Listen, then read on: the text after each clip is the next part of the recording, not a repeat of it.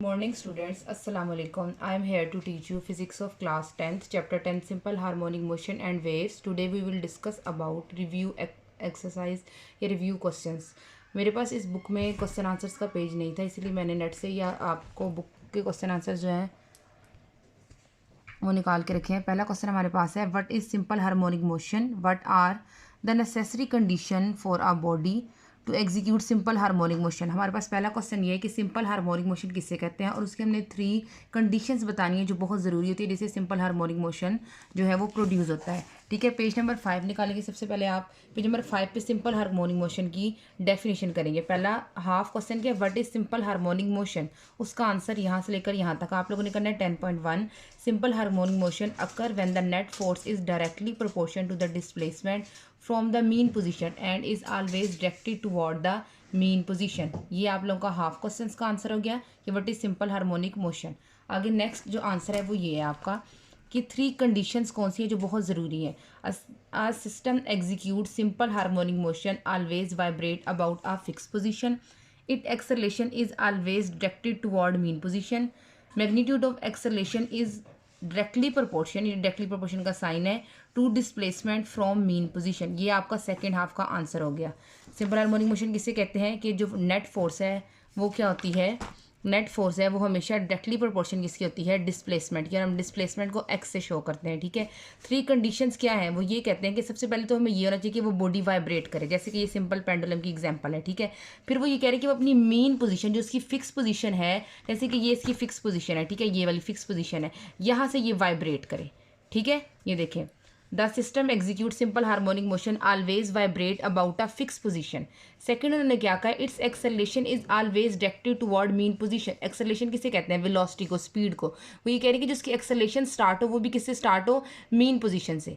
Third वो कहते हैं कि एक्सेलेरेशन जो है वो डायरेक्टली प्रोपोर्शन डिस्प्लेसमेंट के, मतलब जितनी ज़्यादा एक्सेलेरेशन होगी उतनी ज़्यादा वो डिस्प्लेसमेंट कवर करेगा। जितनी स्पीडली हम इसको आगे करेंगे, इस बॉब को आगे करेंगे, उतनी ज़्यादा इसका क्या होगा, डिस्प्लेसमेंट वो कवर करेगा।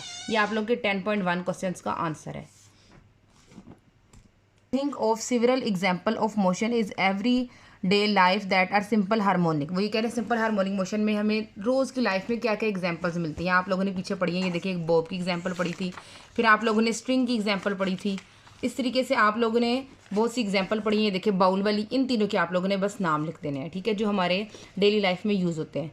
Motion of a body attach to one end of spring, एक एग्जाम्पल ये गई। एग्जाम्पल आप लोगों ने पहले टॉपिक में पढ़ी थी। सेकंड एग्जाम्पल है motion of ball in bowl system, दूसरे टॉपिक में। थर्ड है motion of bob of simple pendulum, third topic में। इन तीनों एग्जाम्पल्स के नाम लिखने हैं बस। ये आगे थर्ड क्वेश्चन है, what are damped oscillation, how damping progress reduce the amplitude of oscillation. अब ये देखिए इसका आंसर है आप लोगों के पेज नंबर 7 के ऊपर। वो कह रहे हैं डैम्प्ड ऑसिलेशन किसे कहते हैं, यहाँ से लेकर यहाँ तक आप लोगों ने करना है। The oscillation of system in the presence of some resistive force are damped oscillation, की जहाँ पर कोई ना कोई बॉडी वाइब्रेट करिए लेकिन वहाँ पे कोई ना कोई रेजिस्टिव हो, रेजिस्टिव मतलब कि कोई ना कोई मुखालफत करने वाली, उस वाइब्रेटरी बॉडी को कोई मुखालफत करने वाली जो चीज़ होती है उसे हम क्या कहते हैं, डैम्प्ड ऑसिलेशन। और जो नेक्स्ट क्वेश्चन है वो कह रहे हैं कि इसकी कोई ना कोई एग्जाम्पल बताएं। शॉक ऑब्जर्वर की एग्जाम्पल बताई थी कि ये गाड़ियों के अंदर लगा होता है, जब हम गाड़ी किसी भी जगह से जंप करती है, बहुत हाई जगह से जंप करती है, तो वो बहुत तेज़ी से वाइब्रेट नहीं होता। क्यों नहीं होती, क्योंकि उसके अंदर शॉक ऑब्जर्वर लगा होता है, वो उस वाइब्रेशन को कंट्रोल कर लेता है। ठीक है, आप लोगों ने क्वेश्चन के आंसर में डेफिनेशन करनी है और फिर इसकी ये वाली एग्जाम्पल करनी है। आगे आप लोगों का 4 क्वेश्चन है, how can you define the term wave. सबसे पहले हम बताएंगे वेव किसे कहते हैं। Elaborate the difference between mechanical electromagnetic wave, give example of each.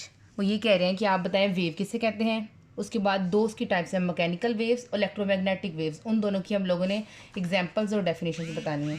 आप लोग के पेज नंबर 8 पर ये देखें, ये वेव की डेफिनेशन आप करेंगे। ठीक है, व्हाट इज़ वेव, ये वेव की डेफिनेशन, ये मैकेनिकल वेव, इलेक्ट्रोमैग्नेटिक वेव्स। जो नेक्स्ट हाफ क्वेश्चन है उन्होंने कहा इन दोनों के बारे में हमें बताएं। ये मैकेनिकल वेव्स हैं, आगे से उनकी 2 एग्जांपल्स हैं, वाटर वेव, साउंड वेव। फिर आ गई इलेक्ट्रोमैग्नेटिक वेव्स, ये इसकी डेफिनेशन, और ये इसकी आ गई example heat and light waves. इसमें किसी न किसी मीडियम की ज़रूरत पड़ती है हमें, इसमें किसी भी मीडियम की ज़रूरत नहीं पड़ती वेव को प्रोड्यूस करने के लिए। वेव कब प्रोड्यूस होती है, मैंने आप लोगों को बताया था कि जब भी हम किसी मीडियम में डिस्टर्बेंस क्रिएट करते हैं तो वेव प्रोड्यूस होती है, और वेव की जो एनर्जी है वो एक जगह से दूसरी जगह ट्रांसफ़र होती है। 8 पेज नंबर 8 पे ये आपका क्वेश्चन का आंसर है। क्वेश्चन नंबर 10.4 का आंसर पेज नंबर 8 के ऊपर है। आगे 10.5 है, distinguish between longitudinal and transfer waves with suitable example. अब हमने इन दोनों वेव्स के बारे में बताना है। पेज नंबर 8 निकालें। मैकेनिकल वेव्स को फर्दर 2 टाइप्स में उन्होंने डिस्क्राइब किया था। वो कौन कौन सी टाइप्स थी? लॉन्गिट्यूडनल वेव्स और ट्रांसफर वेव्स। ठीक है, पेज नंबर 9 के ऊपर देखें, ये आप लोगों ने इसकी डेफिनेशन करनी है लॉन्गिट्यूडनल वेव्स की, और पेज नंबर 10 के ऊपर आप लोगों ने ट्रांसफर वेव्स करनी है। इसकी एग्जाम्पल करेंगे। अब एग्जाम्पल देखें, इसकी एग्जाम्पल बिल्कुल नीचे लिखी हुई है, water and light wave. Transfer waves की एग्जाम्पल और डेफिनेशन दोनों चीज़ें हैं। आगे लॉन्गिट्यूडनल वेव्स की एग्जाम्पल अगर आपको नहीं मिल रही तो आप इसके ऊपर लिख लें। ये देखें, sound wave, earthquake, vibration in gas, ये लॉन्गिट्यूडनल वेव्स की एग्जाम्पल हैं। और जो नीचे वाली हैं ये ट्रांसफर वेव्स की एग्जाम्पल है, लाइट वेव और वाटर वेव है। आगे हमारे पास क्वेश्चन नंबर 7 है, derive a relationship between velocity, frequency and wavelength of a wave, write a formula relating velocity of wave to its time period and wavelength. Page number 11 के ऊपर इसका answer है, जो आप लोगों ने यहाँ से लेकर यहाँ तक करना है, पेज नंबर 12 तक। ये सारा इसका आंसर है, यहाँ से स्टार्ट होगा। ये देखिए, ये मैंने आप लोग को पढ़ाया था, topic relationship between velocity, frequency and wavelength. ये देखिए, पहले वेलोसिटी के बारे में बताएंगे, फिर फ्रीक्वेंसी के बारे में बताएंगे, फिर वेवलेंथ, फिर इन तीनों का जो है लास्ट पर फॉर्मूला ड्राइव होगा। ये क्वेश्चन नंबर 10.7 का आंसर है, पेज नंबर 11 और 12 के ऊपर। 8 क्वेश्चन है नेक्स्ट आप लोगों के पास, waves are the means of energy transfer without transfer of matter, justify this statement with the help of a simple experiment. Number 10 और 11 के ऊपर 2 एग्जांपल्स हैं। मैंने आप लोग को बताई थी कि वेव्स एनर्जी को एक जगह से दूसरी जगह ट्रांसफ़र करता है। एक मैंने आप लोग को स्ट्रिंग की बताई थी और दूसरी मैंने आप लोग को वाटर की बताई थी। ठीक है, ये 2 एग्जांपल्स मैंने आप लोग को बताई थी। इन दोनों एग्जांपल में से कोई भी आप एक एग्जांपल इसके आंसर में लिख सकते हैं। पेज नंबर 10 और 11 के ऊपर 2 एग्जांपल्स हैं। आगे है 10.9 question, explain the following properties of wave with reference to the ripple tank experiment, reflection, diffraction और डिफ्रैक्शन। हम लोगों ने पेज नंबर 12 पे रिपल टैंक में पढ़ा था वाटर वेव्स कैसे प्रोड्यूस होती हैं, उसकी 3 कैरेक्टरिस्टिक्स पढ़ी थी। ये देखिए, सबसे पहले आ गया रिफ्लेक्शन, यहाँ से लेकर यहाँ तक आप लोग करेंगे। रिफ्लेक्शन किसे कहते हैं? जब कोई भी एक मीडियम में रे टकराती है तो वो उसी मीडियम में वापस चली जाती है, तो उसे हम क्या कहते हैं? रिफ्लेक्शन। ठीक है, इसे कहते हैं एंगल ऑफ इंसिडेंट, इसे कहते हैं एंगल ऑफ रिफ्लेक्शन, और angle of incident angle of reflection के बराबर होती है। नेक्स्ट क्या है, पेज नंबर 14 के ऊपर, ये आप लोग की सेकंड है, रिफ्रैक्शन। रिफ्रैक्शन किसे कहते हैं?